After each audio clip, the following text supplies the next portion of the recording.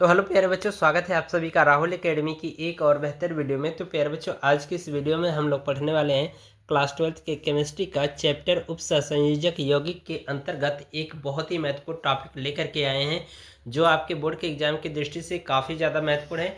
तो प्यारे बच्चों, आज की जो हमारी टॉपिक है वो है वर्नर का सिद्धांत। तो प्यारे बच्चों, इस टॉपिक को काफ़ी अच्छे तरीके से तैयार कर लेना। हर साल 100% आपके बोर्ड के एग्जाम में ये वर्नर सिद्धांत पूछा जाता है, ठीक है। तो प्यारे बच्चों, वीडियो शुरू करने से पहले यदि आप हमारे यूट्यूब चैनल पर पहली बार आए होंगे तो चैनल को सब्सक्राइब कर लीजिए। वीडियो पूरा देखें बच्चों। वीडियो यदि आपको पसंद आती है तो वीडियो को लाइक करिए और साथ ही साथ चैनल को सब्सक्राइब करना न भूलिएगा। तो चलिए बच्चों, बिना किसी देरी के आज के वीडियो को हम लोग शुरू करते हैं। तो प्यारे बच्चों, यहाँ पर देखिए वर्नर का सिद्धांत हमने हेडिंग लगा रखा है, ठीक है। तो ये जो वर्नर साहब हैं ये एक साइंटिस्ट हैं, ठीक है, रसायनज्ञ हैं। इनका पूरा नाम है अल्फ्रेड वर्नर, ठीक है, जो कि ये उपसंयोजक यौगिक के जनक कहलाते हैं, ठीक है। सबसे पहले उपसंयोजक यौगिक का अध्ययन किसने किया था? अल्फ्रेड वर्नर ने किया था। इसलिए प्यारे बच्चों, अल्फ्रेड वर्नर को उपसंयोजक यौगिक या जटिल यौगिकों का क्या कहा जाता है? जनक कहा जाता है। इस बात को ध्यान रखना, ऑब्जेक्टिव क्वेश्चन में पूछा जा सकता है कि उपसंयोजक यौगिक का जनक किसे कहा जाता है? तो अल्फ्रेड वर्नर को कहा जाता है, ठीक है। तो प्यारे बच्चों, ये जो सिद्धांत है वर्नर साहब ने सन 1898 ईस्वी में प्रस्तुत किया था।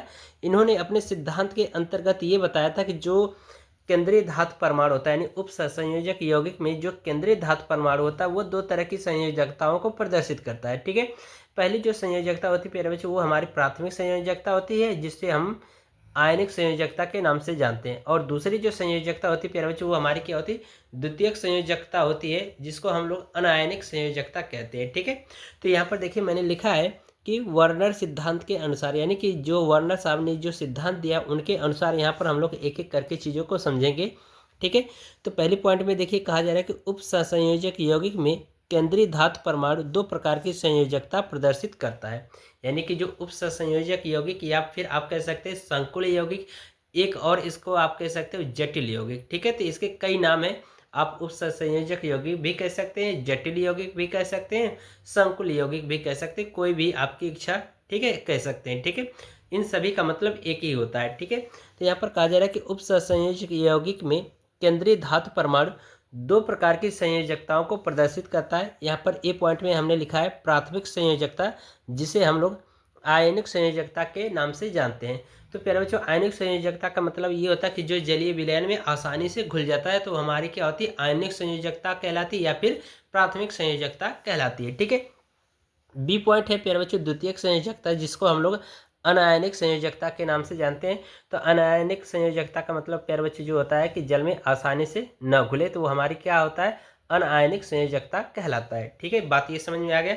अब प्यारे बच्चों आगे देखिए कहा जा रहा है कि यहाँ पर प्राथमिक संयोजकता विलयन में आयनित हो जाते हैं। जैसा कि मैंने बताया कि जो प्राथमिक संयोजकता होता है वो हमारा क्या होता है?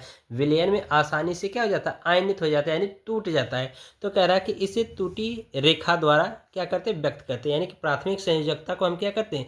इस तरह से टूटी हुई रेखा द्वारा या अपूर्ण रेखा द्वारा व्यक्त करते हैं, ठीक है। ये आपको ध्यान रखना है कि जो प्राथमिक संयोजकता होता है वो उसे हम किस रेखा द्वारा दर्शाते हैं? टूटी हुई रेखा द्वारा या अपूर्ण रेखा द्वारा व्यक्त करते हैं या दर्शाते हैं, ठीक है। इसको आपको ध्यान रखना है। फिर इसके बाद प्यारे बच्चों देखिए यहाँ पर दूसरी पॉइंट में कहा जा रहा है कि प्राथमिक संयोजकता रेडायन द्वारा संतुष्ट होती है, ठीक है। इस बात को भी ध्यान रखना प्यारे बच्चों कि जो प्राथमिक संयोजकता होती है वो क्या होती है? कि रेडायनों द्वारा संतुष्ट होती है। बात समझ में आ रही? आगे देखिए कहा जा रहा है कि यहाँ पर प्रत्येक केंद्रीय धातु परमाणु दोनों प्रकार की संयोजकता को संतुष्ट करती है।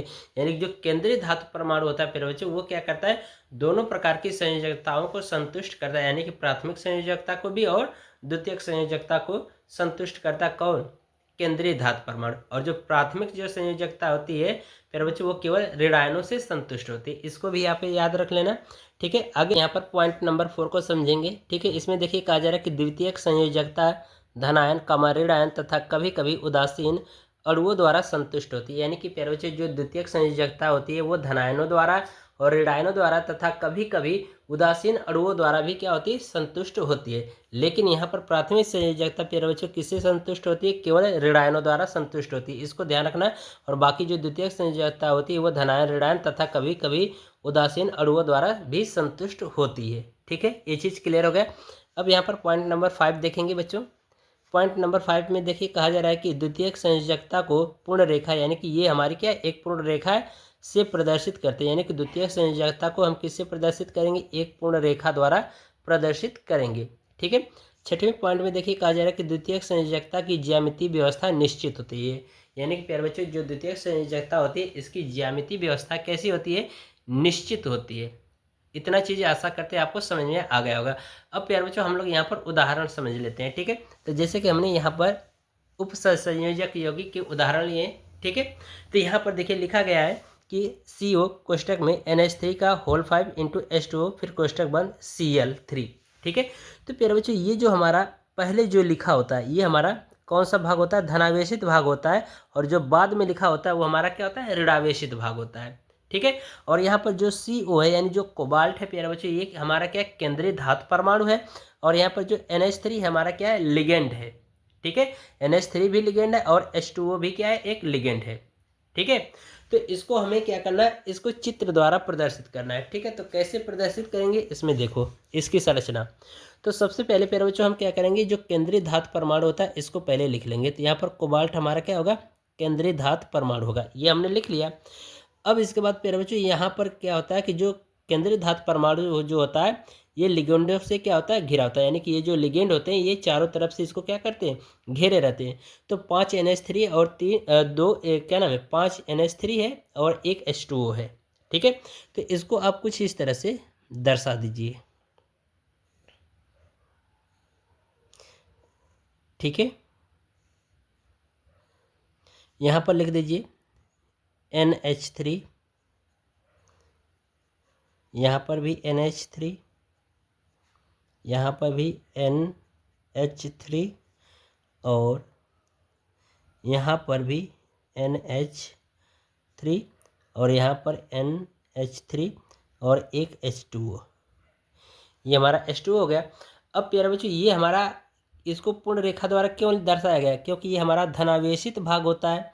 तो जो धनावेशित भाग होता है वो किससे संतुष्ट होता है, वो कौन सी संयोजकता होती है, द्वितीयक संयोजकता। यहाँ पर देखिए जैसे कि यहाँ पर कहा गया है कि द्वितीयक संयोजकता धनायन द्वारा, कभी कभी ऋणायन तथा उदासीन अणुओं द्वारा भी संतुष्ट होता है। तो ये हमारा क्या है, धनावेशित भाग है। तो इसलिए ये हमारी कौन सी संयोजकता होगी, द्वितीयक संयोजकता होगी। ठीक है, द्वितीयक संयोजकता। और ये हमारा क्या होगा, प्राथमिक संयोजकता होगा, क्योंकि ये हमारा ऋणावेशित भाग है। और जो ऋणावेशित होता है प्यारे बच्चों वो हमारा कौन सी संयोजकता प्रदर्शित करता है, प्राथमिक संयोजकता। ठीक है। तो हम क्या करेंगे, प्राथमिक संयोजकता को कुछ इस तरह से टूटी हुई लाइन द्वारा दर्शा देंगे। ठीक है। तो आप कहीं पर भी दर्शा सकते हैं इस तरह से। ठीक है। 3 ठे क्लोरीन है तो 3 ठे आप ऐसे खींच दो। तो एक Cl इधर लिख दो, एक इधर लिख दो, एक इधर लिख दो और ये बड़ा कोष्ठक लगा के बंद कर दो। ठीक है। तो इस तरह से हमने प्राथमिक और द्वितीयक संयोजकता को प्रदर्शित कर दिया। उसी तरह से यहाँ पर देख लेते हैं। तो ये प्यारे बच्चे देख रहे हो ये हमारा धनावेशित भाग है और ये ऋणावेशित है। तो ये जो धनावेशित है ये हमारी द्वितीयक संयोजकता प्रदर्शित करेगा और ये हमारा प्राथमिक संयोजकता प्रदर्शित करेगा, क्योंकि ये ऋणावेशित भाग है। ठीक है। तो आइए इसकी संरचना हम लोग बना करके प्राथमिक और द्वितीयक संयोजकता को प्रदर्शित करते हैं। ठीक है। तो यहाँ पर प्यारे बच्चों यहाँ पर भी कोबाल्ट है तो कोबाल्ट बना लीजिए। सबसे पहले केंद्रीय धातु परमाणु। अब लिगेंड कितने, 6 हैं। ठीक है। तो 6 लिगेंड है और वो भी धनावेशित भाग है। तो इसका मतलब ये द्वितीयक संयोजकता होगा, इसलिए इसको पूर्ण रेखा द्वारा आप ऐसे दर्शा दो। ठीक है। तो यहाँ पर लिख दो NH3, यहाँ पर भी NH3, यहाँ पर भी NH3 और यहाँ पर NH3, यहाँ पर भी NH3। अब यहाँ पर जो हमारा क्लोरीन है ये ऋणावेशित भाग है। तो इसका मतलब कि ये हमारा प्राथमिक संयोजकता प्रदर्शित करेगा। तो इसलिए इसको आप क्या करो, टूटी रेखा द्वारा दर्शा दो इस तरह से। यहाँ पर क्लोरीन लिख दो, यहाँ पर भी क्लोरीन और यहाँ पर क्लोरीन। ठीक है, ये हो गया।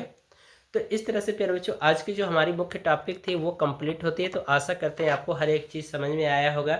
यदि प्यारे बच्चों आपको यह वीडियो पसंद आई हो तो वीडियो को लाइक करिए और साथ ही साथ चैनल को सब्सक्राइब करना न भूलिएगा। तो मिलते हैं आपसे अगली वीडियो में, तब तक के लिए गुड बाय, थैंक यू, जय हिंद बच्चों।